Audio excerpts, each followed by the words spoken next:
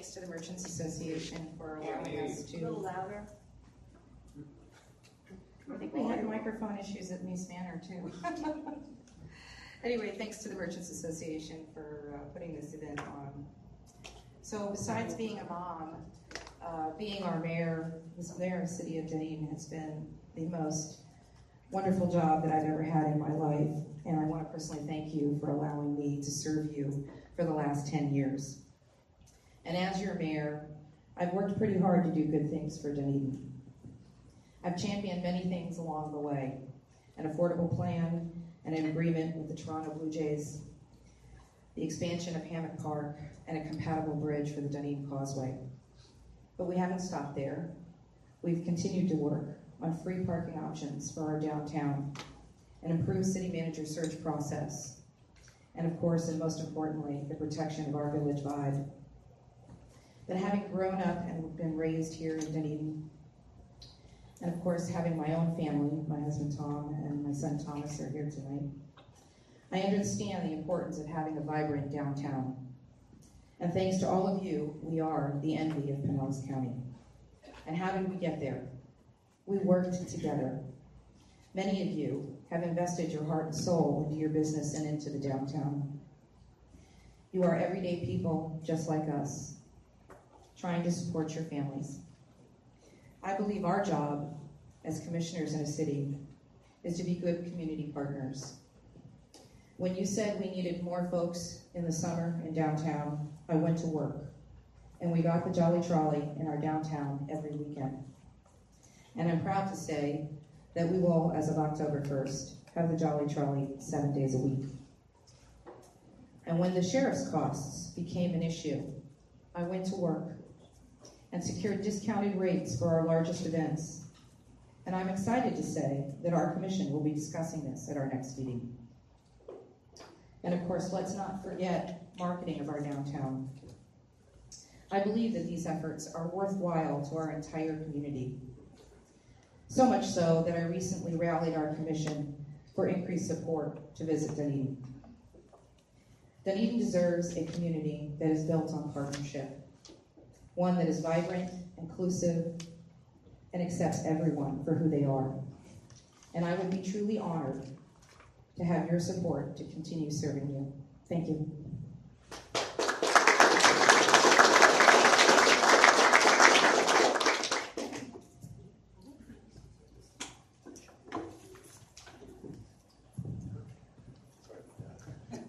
Technical difficulties. Is this long enough, or should I stand here? You can do it. I got the microphone. stand. I'll You come can right over actually here. be at the podium. Yeah. Does that make you nervous, Mike? No, sir. Go Okay. ahead. Sit right there. Good evening, everybody.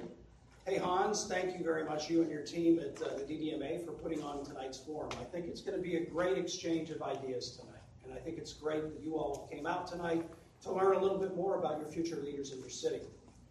So I'd also like to thank Peter. Peter, thank you for hosting us here at Bon Appetit. It's always a good time. How about a round of applause?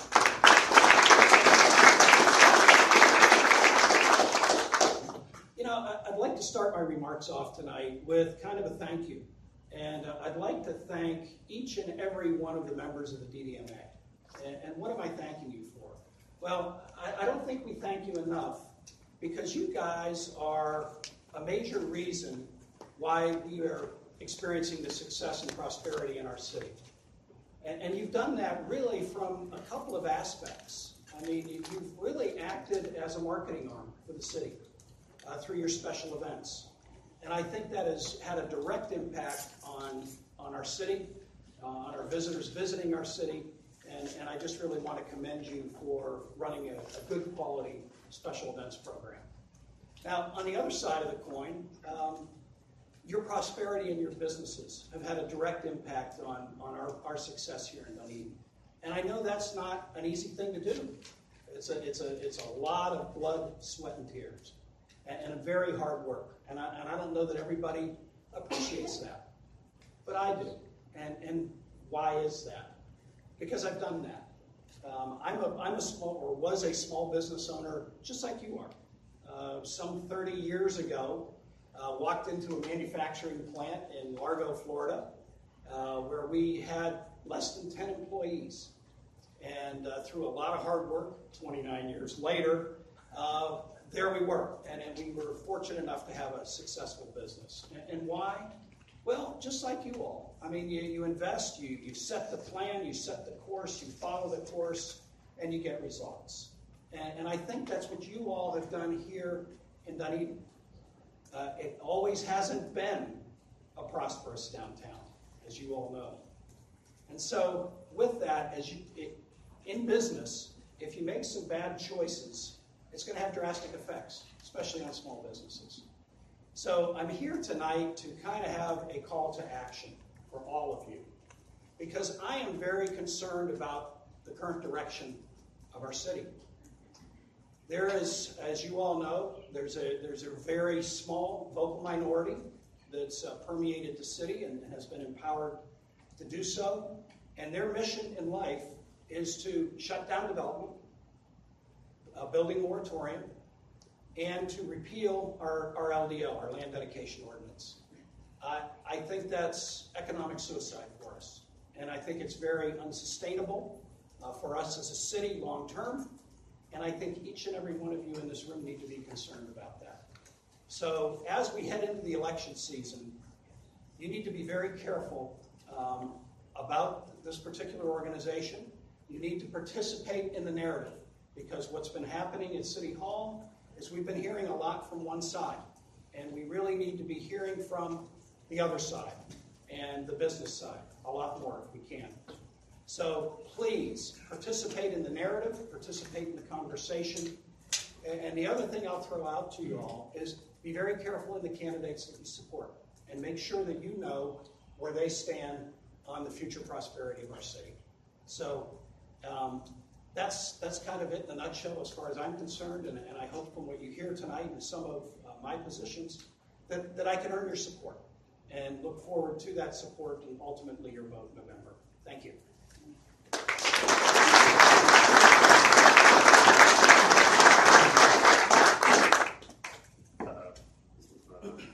Okay, now we're at commission seat number 1. Maureen Moe Freeney is one candidate, and we will ask for her intro. Thanks, John. Gotta make sure I got some room here to breathe. So I am Maureen Moe Freeney. I'm running for Dunedin Commission seat 1. And just to be clear, I've never run for political office, and it is a wild experience, I will say that. So why am I running? Really simple. I love Dunedin. I landed here in December of 1983. I have felt blessed ever since that I ended up in this place. I am doing management consulting right now, so I have time to give back, and I really want to give back to this place that I love and have been in for 32 years. So why should you vote for me? And I say the main pillars are education, experience, community involvement, and probably most important, passion. My education is I have a bachelor's degree in criminal justice. I have a master's in business administration from Kent State University. My experience, I have 32 years of public sector experience of listening to people and trying to do common sense solutions. I call my first 22 years my magical years, 1984 to 2006, right here in Dunedin. A lot of those years I was assistant city manager. I know many of you. They were magical. How often do you get to be in a place for 22 years where you love the job, you love the people, all the people of the community, you get so many mentors, you're able to do so many creative things, including incremental redevelopment of downtown. I remember the days, the dust balls down Main, it was all about cars. Businesses were just trying to get started. People had to have courage to reach out and to start their businesses. I know those days. And I know how hard it is for business owners to do that. It's a risk. Green space preservation, we worked on public access to the waterfront, basic services like water, sewer, sanitation, stormwater, reasons why government exists. Recreation parks, library, and cultural programs, all the things that people envy about our community. 2006, I went to Pinellas County. I was Director of Health and Human Services for 4 years, but it also included veteran services. And those of you who are veterans, thank you for your service. I was assistant county administrator over things like EMS, the 911 system, tourism, St. Pete Clearwater Airport, economic development. And then I even did a stint as the director of animal services, helping out our dogs and cats. We won a statewide award while I was there. Really proud of it as best agency in the state. Now I'm doing management consulting, thus have time to give back. Community involvement, I put my community involvement up against most people. East Manor, 12 years, 3 years as the chair, president of Dunedin Council of Organizations, currently on Dunedin Historic Museum Board, Dunedin Fine Arts Center Advisory Board, 2003 Graduate of Leadership Pinellas, where I was also on the board. I did music and puppets around here forever in every place. Some of you remember that. And led the contemporary group at Our Lady of Lourdes Church for 22 years. So I've been involved in the community in so many ways. I have a proven track record of strong, caring leadership with integrity. So what about our future? What we have to do as we move forward is hire a city manager. It's really critical. If we do that well, the rest gets easy. Somebody with experience who gets to need. And I know full well how critical that position is and to hire for it. Maintain the quaintness, uniqueness, and charm of Dunedin. Nobody wants to ruin our charm. Most people feel we have to have growth, but it needs to be balanced. Preserve our quality of life amenities, green space, waterfront access, rec, library, culture. Accountable, accessible government is critical. Responsive public safety. And I'll just say with public safety, I'm really proud to say that the firefighters endorsed me. And I used to sit across the bargaining table with them. We did not agree on a lot of things, but we had mutual respect, which is how you get things done. And they endorsed me. Good steward of tax dollars, basic services. So going back, education, experience, community involvement, most of all passion. I hope you'll vote for me on November 8th. I'll work tirelessly for you, both as a citizen and as your business. Thank you.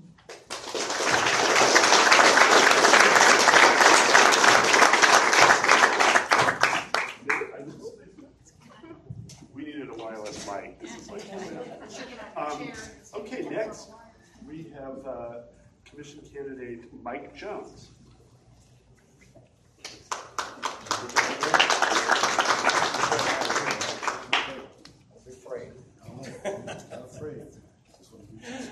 I also want to thank you and the DDMA for inviting us here this evening. This is great. This is a great forum. This is the way it should be. All of us getting here together, talking about the issues and concerns and things that we can do to make this city better.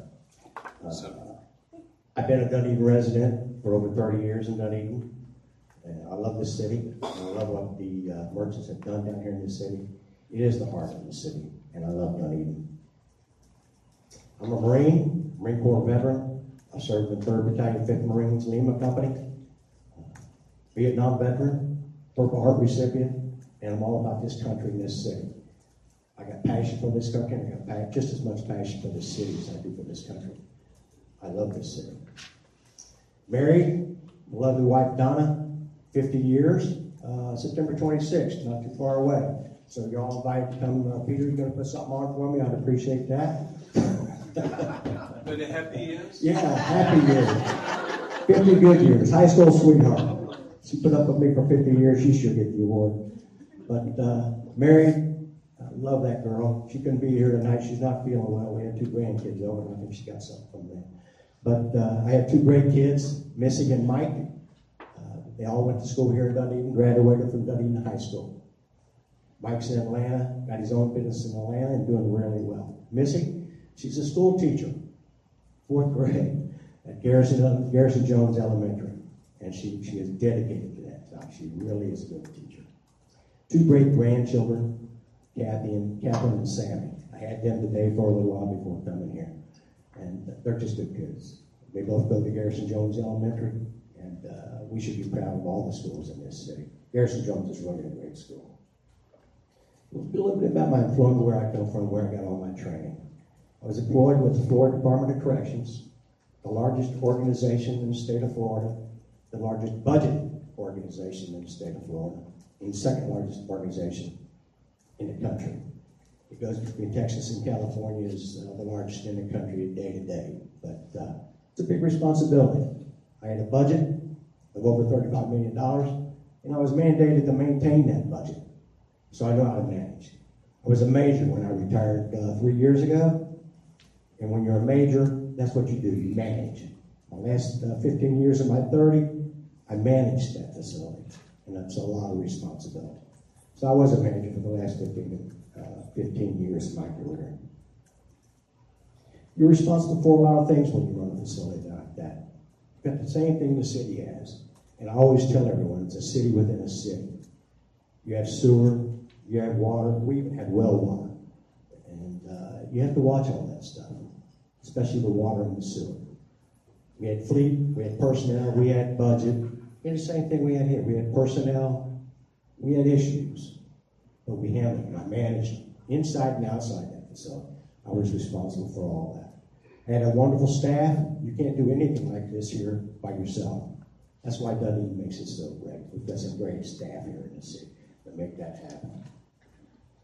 Like I said, I was mandated to run that facility and run it right. Some of the responsibilities included overtime. I know how to budget overtime, and it's tricky. You have over 600 staff. You have to be careful how you run that overtime. You have to flex, and then when you flex, you got to go to the end. You got to make sure it's balanced right. So I was responsible for all that. We attended a lot of meetings, member of a lot of committees in the city, in the state, and out of the state. So I was very active in management. Required to attend several staff meetings throughout my career, daily, monthly, yearly, and all my staff were mandated to attend those meetings and manage the budget. Some of the committees I was on, I participated in Dunedin, that I'm proud of is the PSC, Dunedin Public Safety Committee. We played a big part in getting that Dunedin fireboat. It's not only a fireboat, it's a rescue boat. And Peter played a big part in that too, and thank you for that. The safety committee was a big part of the city. We also eliminated a lot of BB guns going into parks, the flashing lights that were on the thoroughfares. We stopped all that. So I'm active. I'm a manager. I've got the experience to take us to the next level, and I can make it happen both for Mike and November 8th. Thank you.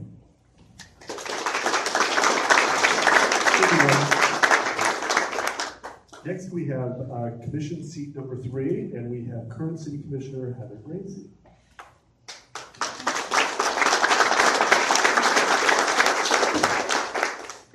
Well, thank you very much for that round of applause. I appreciate it. I'm going to ask for one more, and I'm going to tell you why. When I started doing this, let me back up. When I started in 2012, after you elected me to perform this role, I needed that buy-in from my husband and my 3 kids. I make a lot of decisions for you all on a daily basis, but the best one that I make every single day is to wake up next to that guy back there named Andrew and to love him every single day. He gives me what I need to keep serving you. And I think my littlest one, who is 8, is underneath the table at this time, but she's here in order to get me. She's on smile patrol to make sure Mom keeps smiling. Because, I can get into these issues after serving you for 4 years, and I can get into the weeds. And I want to make sure I'm not doing that. And if you don't know me, outside of what you know on the dais, then I hope after this evening's over, I'll stick around. And feel free to get with me, get my phone number. We can have coffee or we can continue to talk this evening. So I want to make sure I put that out there for anybody who doesn't currently know me or my position within the city. So like most of the folks up here, we've been around here about 30 years. I've been here 30. And my dad brought me down here as a senior in high school because he got a job at East Dunedin. It was the last place I wanted to be. Dunedin really was the last place. But I made it happen, and I did that because I met that guy named Drew, and I fell in love with him, and I fell in love with Dunedin at the same time. We knew we were going to be together, and we knew the big picture included working at the family business, which is just up the street. And folks, that's what we need here in Dunedin. We need to have a big picture. We need to live in it and live towards it, I think, for our future. We need a strong town. Everybody up here loves it. We all love Dunedin. It's making it a strong town so that we have that feedback and that vibrancy to make sure that when we do have issues about 1404 or parking issues or things that really raise the bar on a lot of confusion, contention, I want to be part of that solution rather than adding to the problem. I want your kids and my kids, your grandchildren and mine, to come back to Dunedin, and actually not to leave, to be able to carry out businesses and make sure that we're providing opportunities for people. Let me emphasize that once more, especially as we're talking about our downtown, which is a very finite area. I want to make sure that we prioritize people and not automobiles. That's the most important for all of us in a walkable city like we have. That many of you in this room have taken your personal stakes in this world to make it what it is today. When I travel regionally on your behalf, Florida League of Cities, Suncoast League of Cities, I'm in Orlando, people are amazed that I'm from Dunedin, and they say, how do you do it? And I tell you what, we do it with a lot of collaboration. We do it through a lot of relationship building. And I have used these past 4 years to develop a lot of relationships that have promoted business, that have promoted collaboration, ideas. And I want to take that even one step further and make sure that we have jobs and that we are growing our own jobs for local businesses. I'm not interested in attracting major companies. The state of Florida has shown that that's really not a winning solution.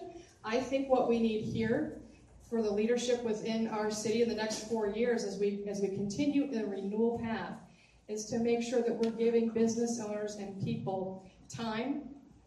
Oh, I'm sorry, looking at John, he's bugging me about time.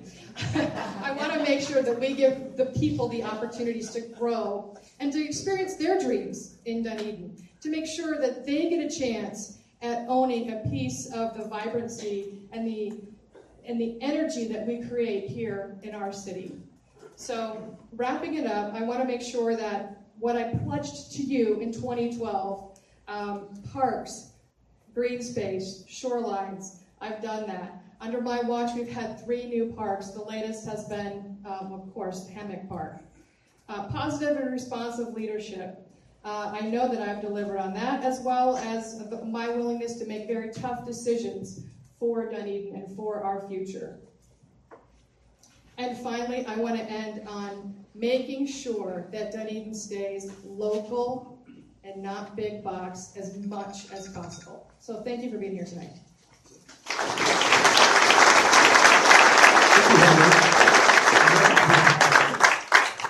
Next we have seat 3 commission candidate Ruben C. Hepburn. I'm going to try it without the microphone. Try it? Okay. Hey, folks, I'm going to try it without the microphone. Can everyone hear me out there? Yes. Thank you. First of all, let me say this. Good evening to everyone. Peter, Hans, DDMA, thank you all for hosting this event. It's truly a pleasure to be here with you this evening. I must say that my decision to run for City Commissioner seat 3 was based on this one fact. I was not pleased with the way our government was operating. I felt that it lacked integrity. I felt that it lacked transparency and trust. And that became evident to me in January when a decision was made, a motion was made to fire our city manager. At that time, I decided, you know what, don't complain about it. Do something about it. And I decided that with my experience in leadership, with my educational background, that I was going to run for City Commissioner seat 3.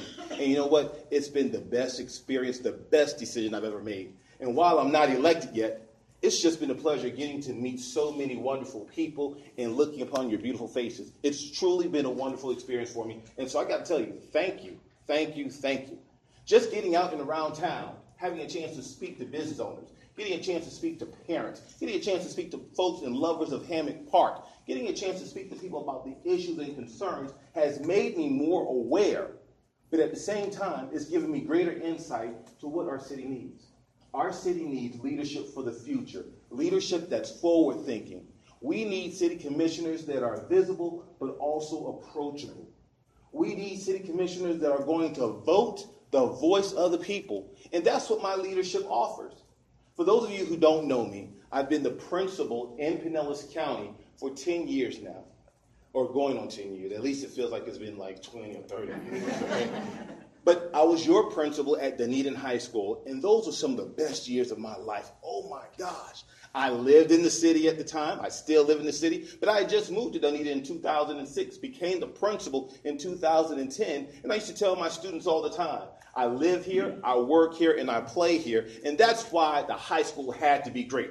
And as city commissioner, I can now say that, hey, I'm responsible for managing this city. And so therefore, this city has to be what? Great. It has to be.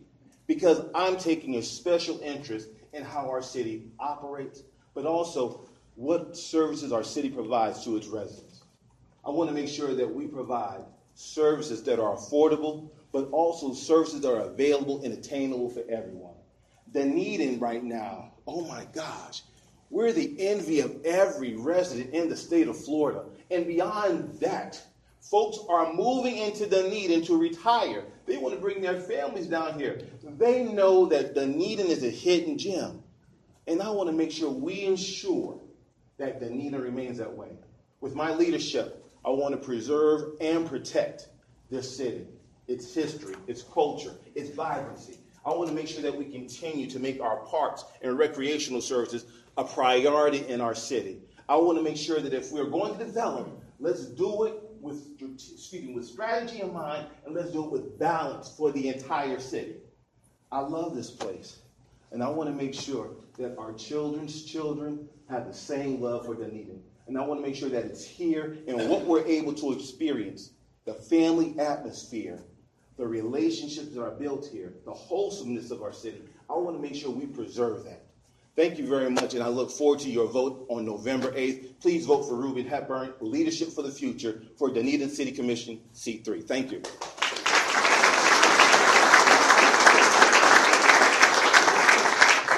Thank you, Ruben.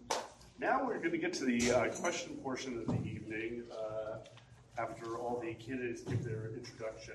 And some of these questions were submitted through email to the DDMA. So we're just going to start off in no particular order. Candidates, do you prefer a 3 to 4 story urban center, 0 lot line mixed use setting, or a 2 to 3 story village with greater setbacks and more green space? Okay.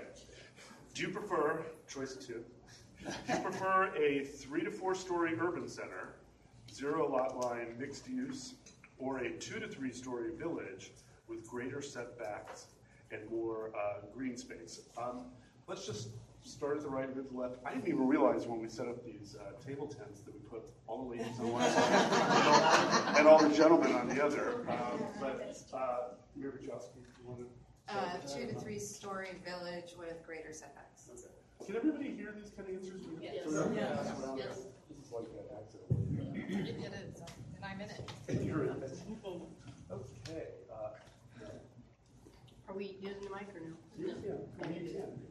Yeah, I mean, quite frankly, I prefer the 2 to 3 story village type of look, but I also think that we were due for a very good visioning session in our community to understand what our community is looking for. It's a great question, and it's very relevant.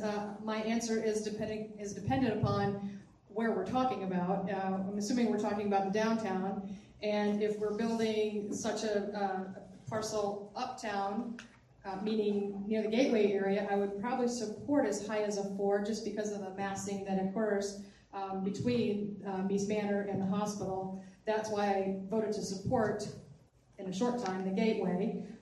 Obviously that has changed, but nevertheless, setbacks is something we keep hearing a lot about, and I'm absolutely willing to listen, and if we need to move that back based on community feedback, happy to support that. The visioning session, like Ms. Freeney mentioned, is going to be very important, and I can't wait to hear all of that feedback.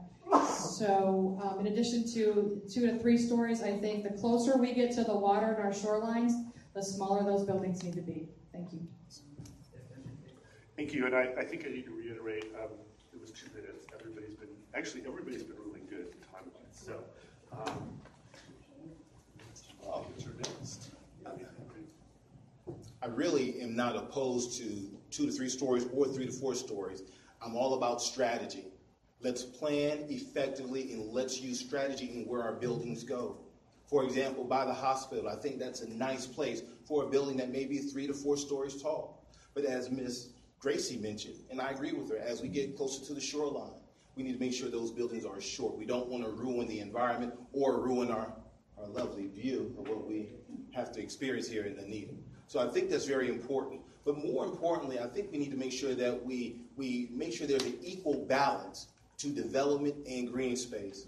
We have beautiful green space here in Dunedin, along with parks and recreational services. And when you think about our recreational or leisure services, they are a part of our cultural life here in Dunedin. We want to make sure that we protect that as well. When you think about the park that's right behind us and the fact that the Dunedin Orange Blossom Festival was just there a few months ago, we want to make sure that as we grow, we continue to add on land that's going to allow for us to enjoy our parks and recreations, but not only just us, but our children as well. Thank you.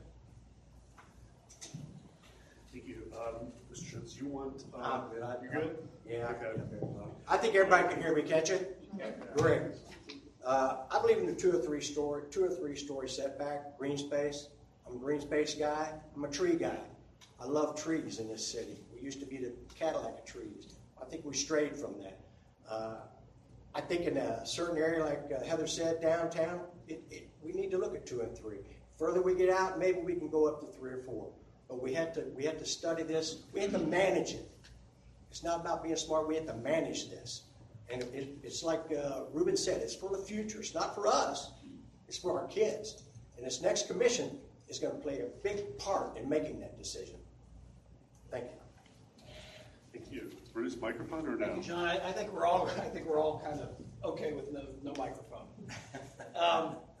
I think flexibility is really critical, and vision, and that's going to come from you all. And I think really we need to take feedback. I mean, this is going to be kind of a political answer. It depends. I think scale has a lot to do with it. Certainly, we have 6 quarters or 5 quarters that we're trying to develop ordinances and zoning.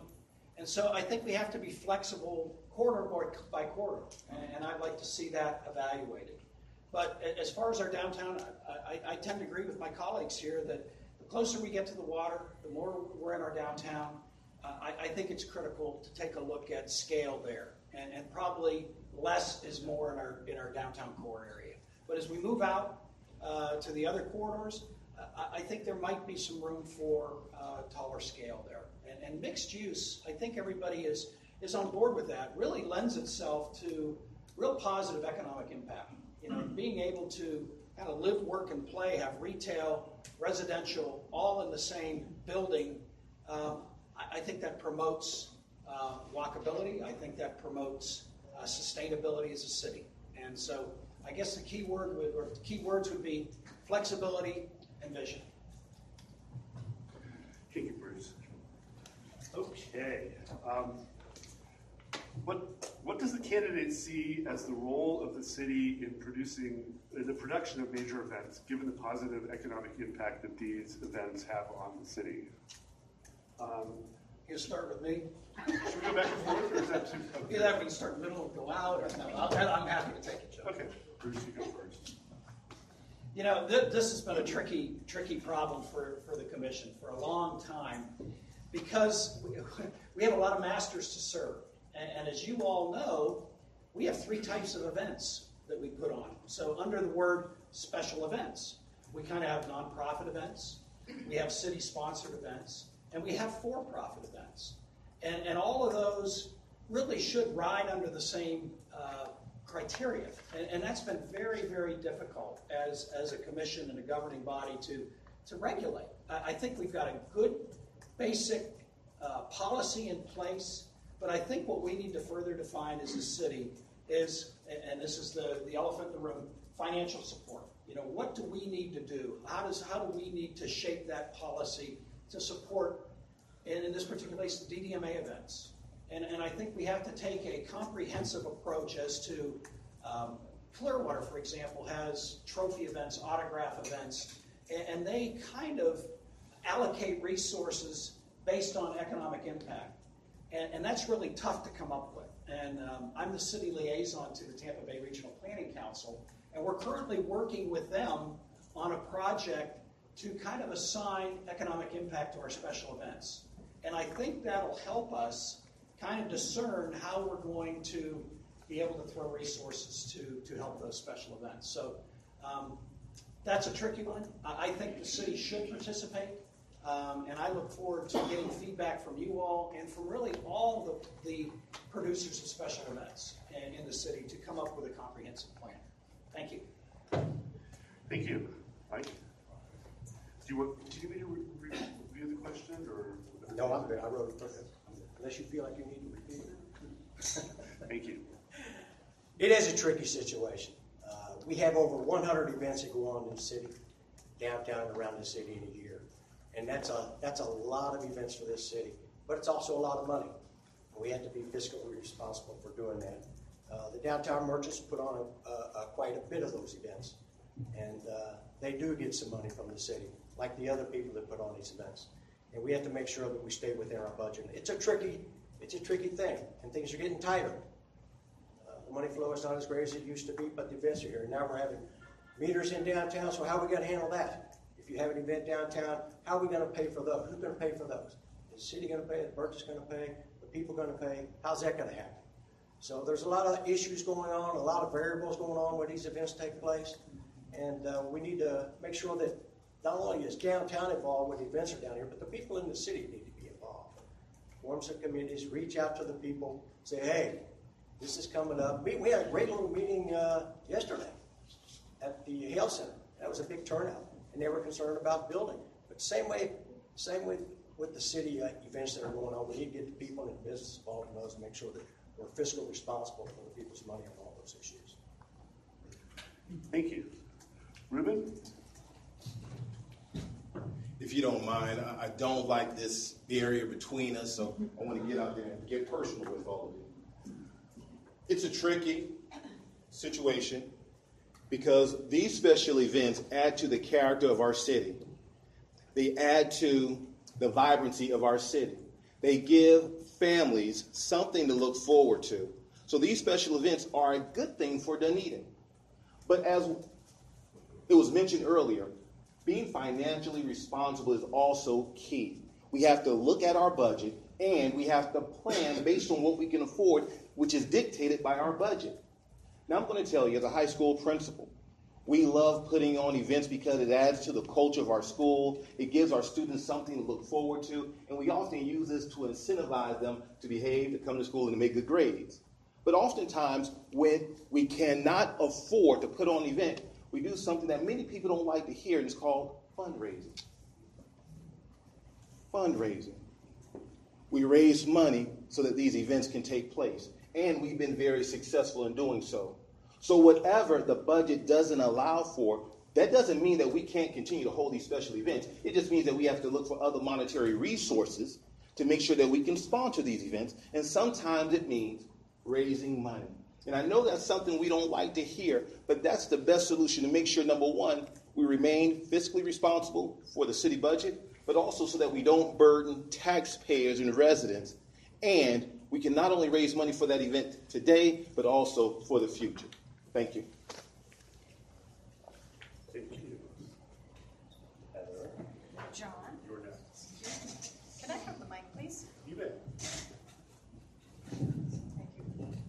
I'm going to stick behind here because there's a lot of chords and I have high heels and I'm just not into a lot of acting and theatrics. So I'm going to deliver what I'm going to deliver to you in that we need to support the DDMA and we need to support the special events that have actually created the vibe that is down here.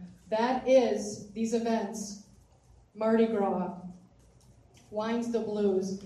Worked Wines the Blues, I think the year we got back here from law school, and I had the most fabulous time, and I was just thrilled. I'm like, I have to do more. I have to be involved more. I have to be here more. This is incredible, and that's what makes the city, that's what makes the downtown the engine that runs the rest of the city. And if we can continue to work together and collaborate a bit more, because it seems to me that we have a bit too much sophistication at City Hall when it comes to these events.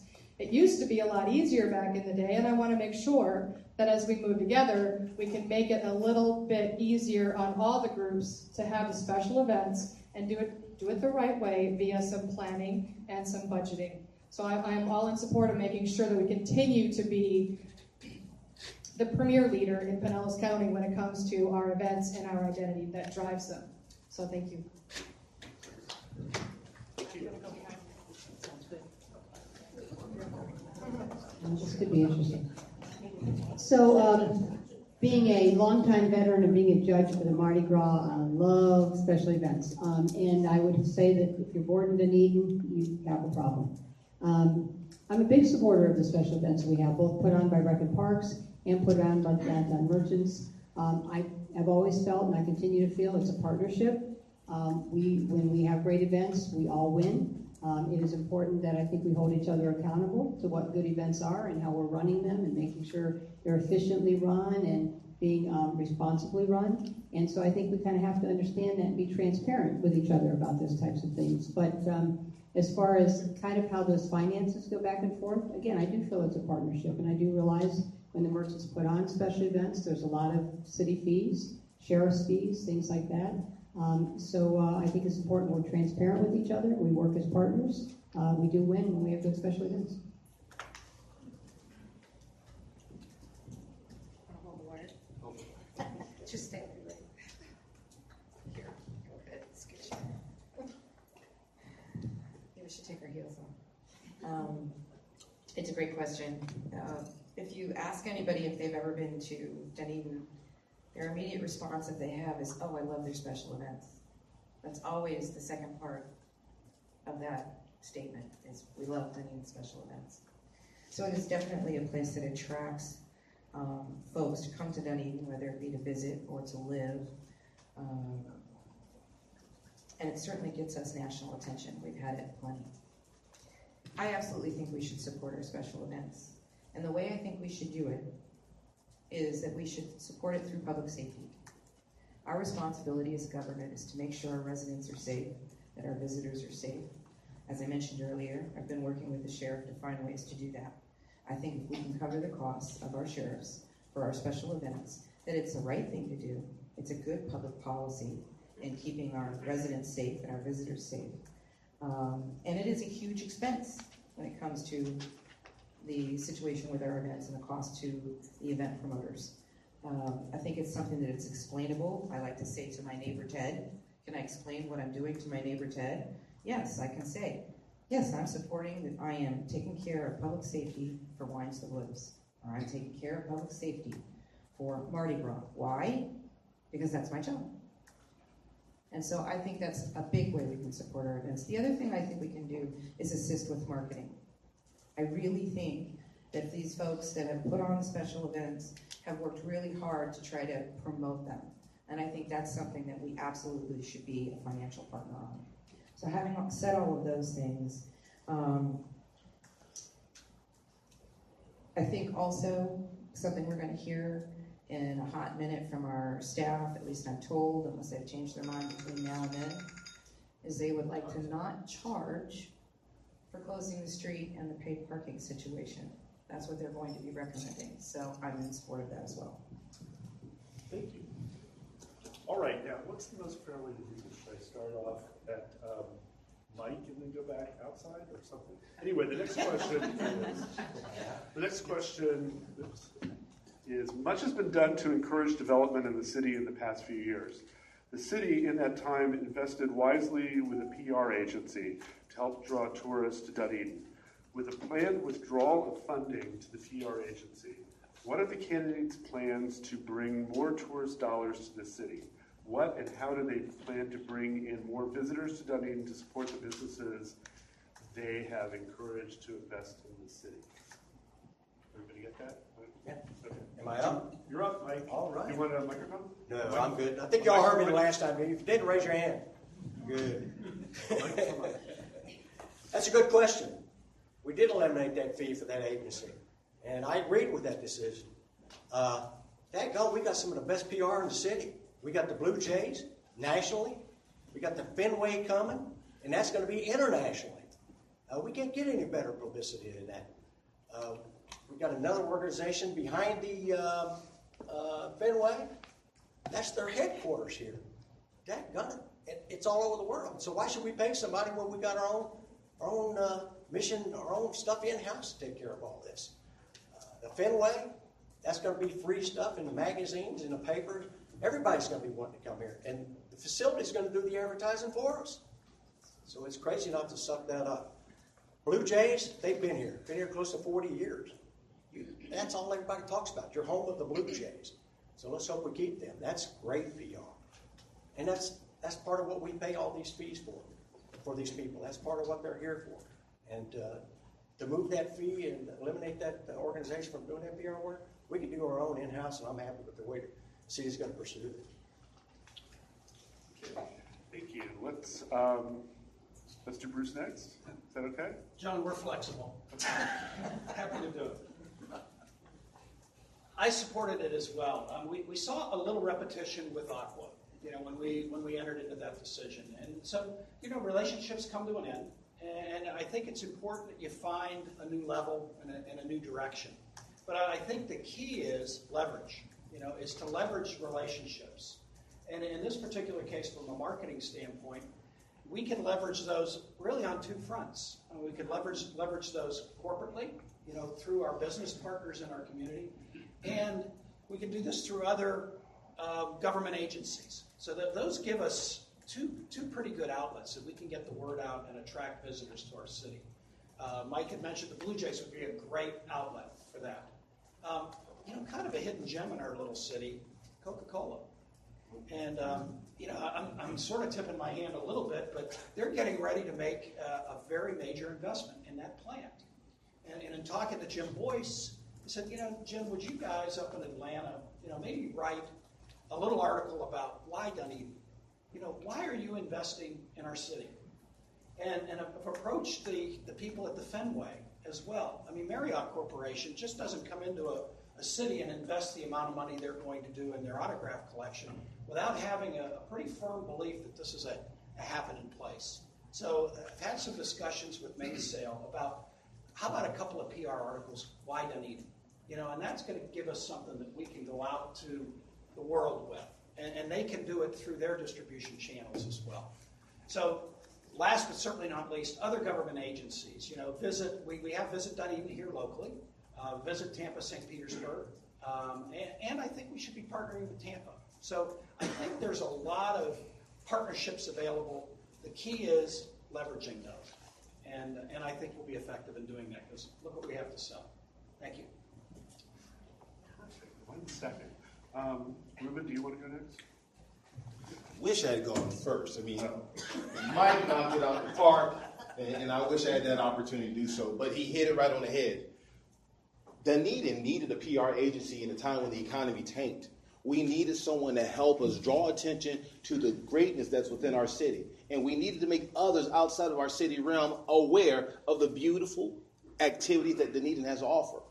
But now we have developers that are trying to pour in our town. I think it's time out for us to go ahead and quit trying to promote Dunedin. We're doing that ourselves. We're doing a very good job with the elements, or let me say this, with the entities that we already have in existence here in Dunedin.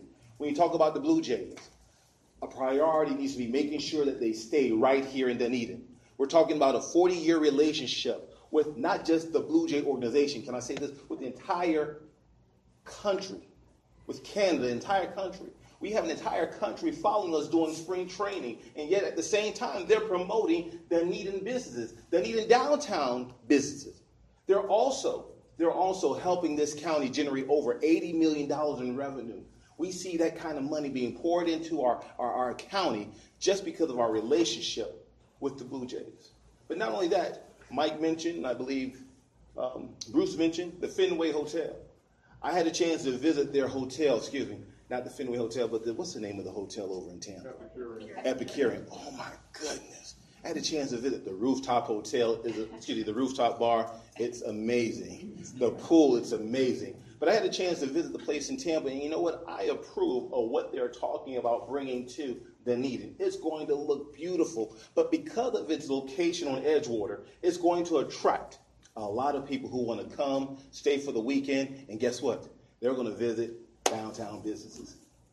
It's in walking distance. You talk about a city that has walkability, walking distance. They're going to come, they're going to stay for a weekend, and they're going to walk, and they're going to patronize the downtown businesses and restaurants, and that's huge. But when you talk about Toronto, that's why I wish I'd gone first. I'll be a good sport about it. Thank you very much. We're going to do the same thing that we did on that side, and we are going to start with Love. And I'm going to try this without a microphone. I don't want seem like the women have to have mics. Anyway, so I kind of love this question because actually one of my jobs as Assistant County Administrator, I was over the Convention Visitors Bureau for the Pinellas County. So actually consider myself good friends with David Downing, who runs that operation at the county level. And I think there's just so many things we can do as partners. So when you think about the fact that we did have this partnership with Aqua, and we seems like we kind of used our time with them, and now we kind of go back. And I think about all the ways that we promote ourselves. I mean, the Chamber has forever been a great promoter of us. I can think of during Centennial Year when, without the Chamber being kind of our kind of that friendly place to stop and answer questions, they were a constant promoter of who we are and what we do. And so they just do a great job on that. Toronto Blue Jays is a great example of where our name gets out there in Canada a lot. The Merchants Association, I think, does great. Our special events, which we talked about, already kind of gets the word out there. Quite frankly, the word is out. I mean, we're a great place to come, and people know it, I think, nationwide. Tourism, obviously, is a huge driver in Florida, Pinellas County, and it is here. It's very important to our businesses. But again, I think that close relationship with Pinellas County in their tourism area is really important to us, and we can do a lot with that and make a difference. Thank you. So now we have to do you. Oh gosh, you gotta do that. We have to be symmetrical. It was a good question, for sure. When staff brought it forward in our budget process to get rid of the PR firm and replace it with an entrepreneurial incubator, I said, well, why do we have to pick? Why can't we do both? Because in our strategic plan, tourism and marketing is in our top 3 goals. So I was really surprised that our staff came forward to recommend an either or, because I felt that they were both important. But the commission went in the direction to make it an either or, and that's what we have to live with. So part of the question is what do we do next? So yes, what everybody said about the Blue Jays bring $3 million of free marketing to us every year. How do they do that?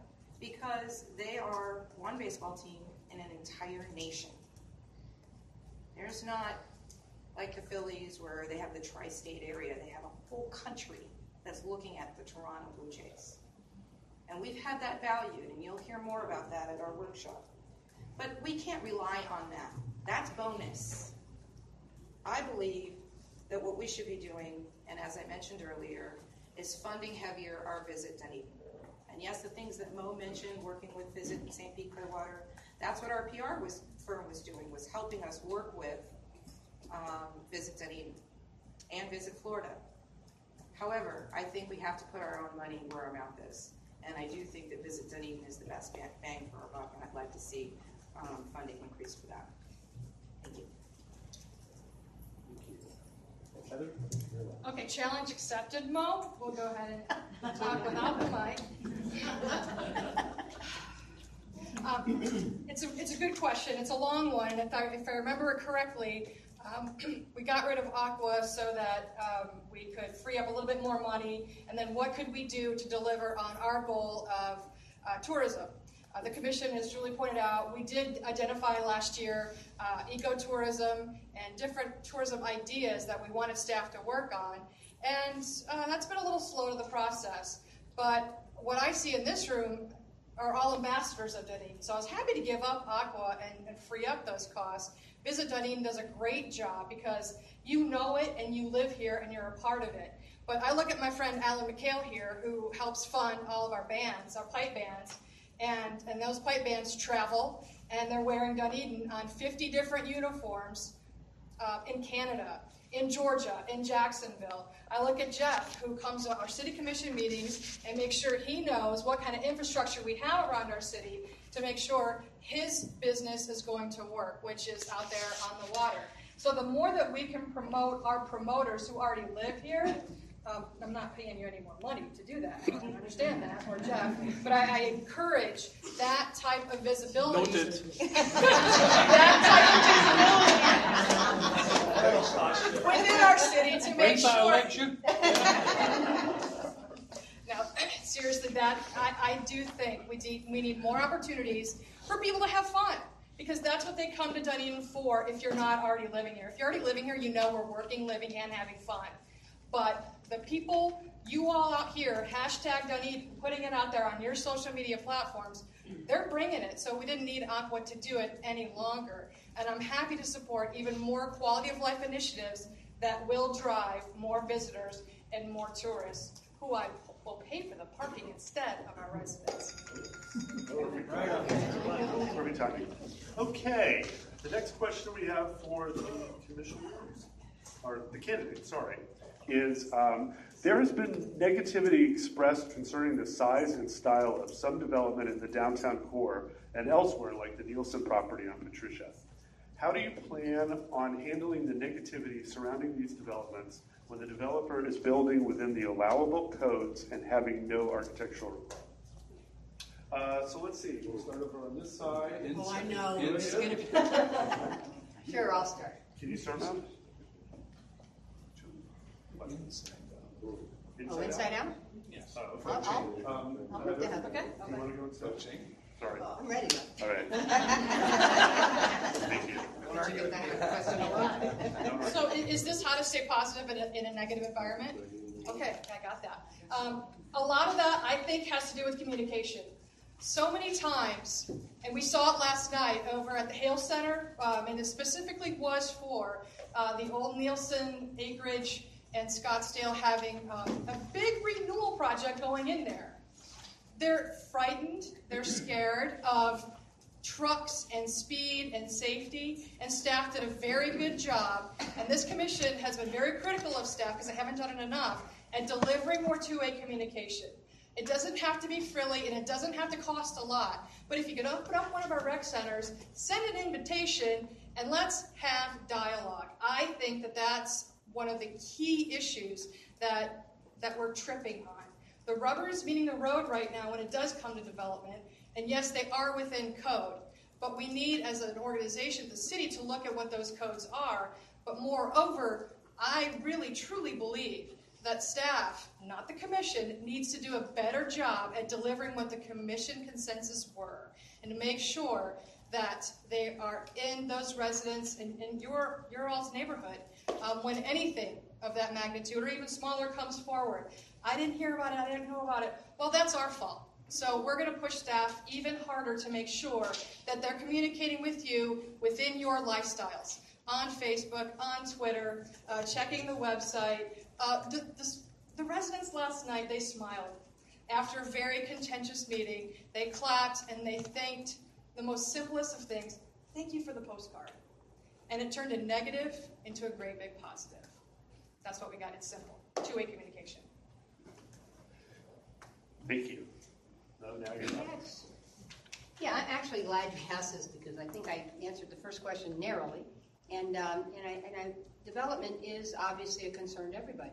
And how we develop is all about how we keep our charm, what we love about Dunedin. And again, I've walked many, many streets of Dunedin now, and I think the genuine feeling is that we can't just stop growth. We need to grow. We need to keep moving. We don't want to have tow trucks and towed cars like we did back in the late 80s, early 90s on Main Street. We need to be developing. But, you know, what's it feel like? What's it look like? I mean, we want to keep our charm. To me, it's all about balance. And that's when I say that it's time to do visioning. It really is time to do visioning. Back in 2005 when we did visioning, there could have been 7-story and 8-story buildings in downtown Dunedin. Now there can't. And so it's really important we stay in touch in a transparent way with the community. It's been 11 years. We need to understand what people are feeling. There's a lot of basic things the other question brought it up. The mass, the closeness to, how our setback is, the green space. Even with form-based code that we have in the downtown. I mean, there are some basic, very minor changes that could happen within the codes to help that. As I've told people, it's all about the codes.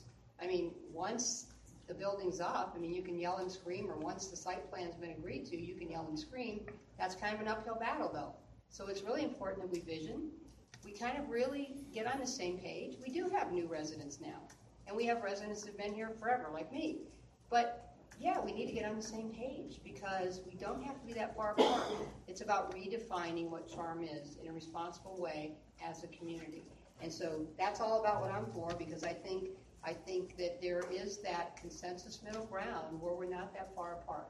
But because we haven't kind of sat down and talked about it and redefined what we like and don't like, we've kind of gotten way too spread apart. So. Thank you. Julie? Thanks, John. What Mo said. She just had it right there. She's been walking door to door. She's been asked this question 100 times. She had it right there. Really, what Mo said.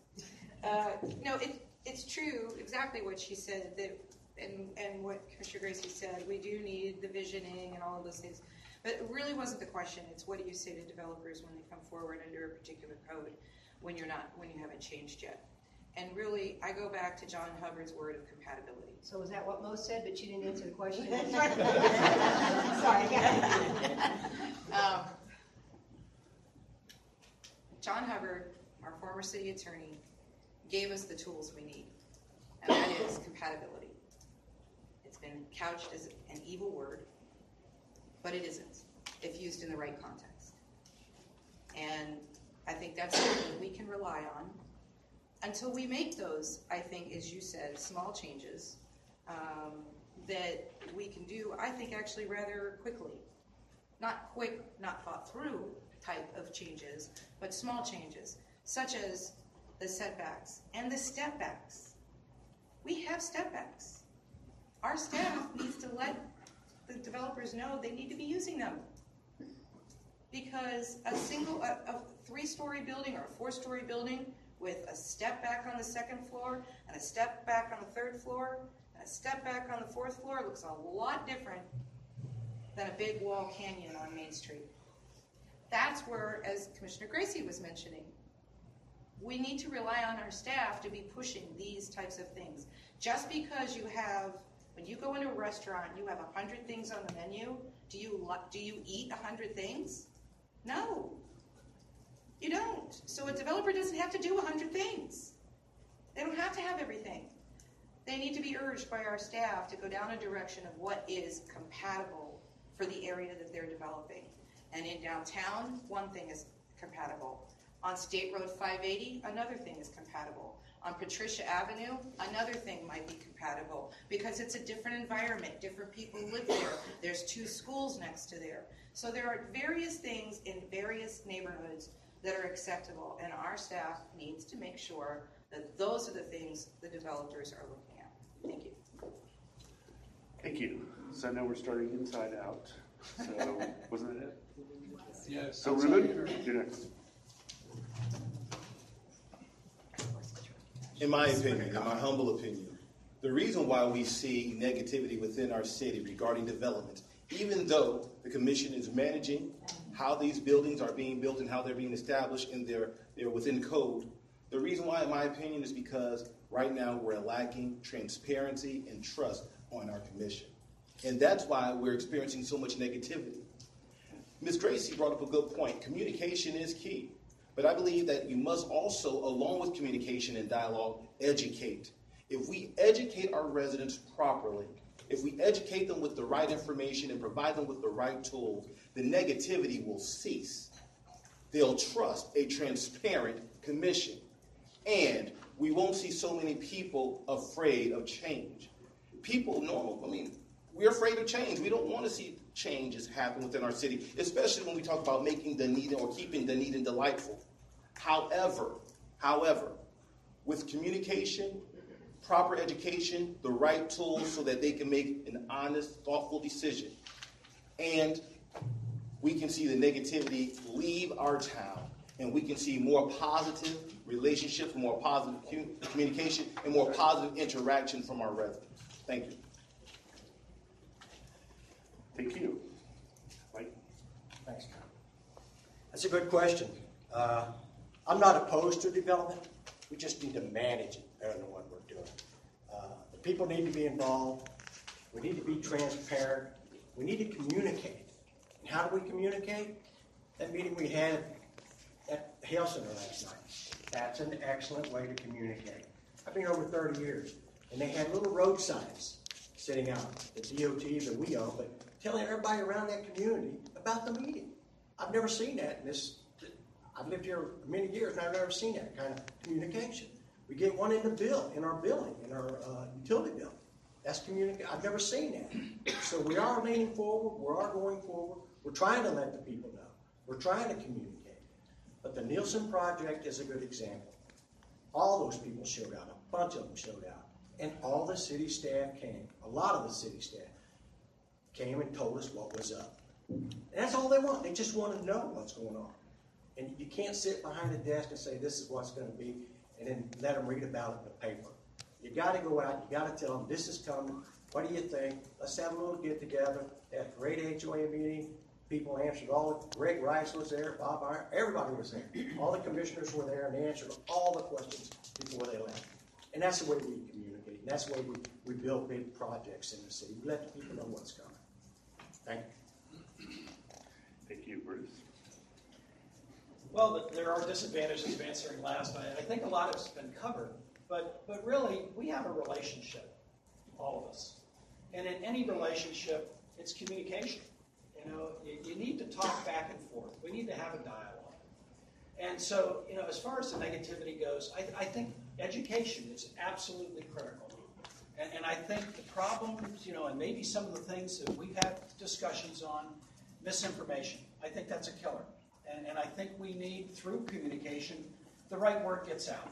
And so we've got to assure as a governing body that you all get the right information to digest and to make sure that everyone is getting it at equal time. And then as we move forward together, I think sequencing is really important. I think what we have to do as we move through this is not to knee-jerk react. You know, not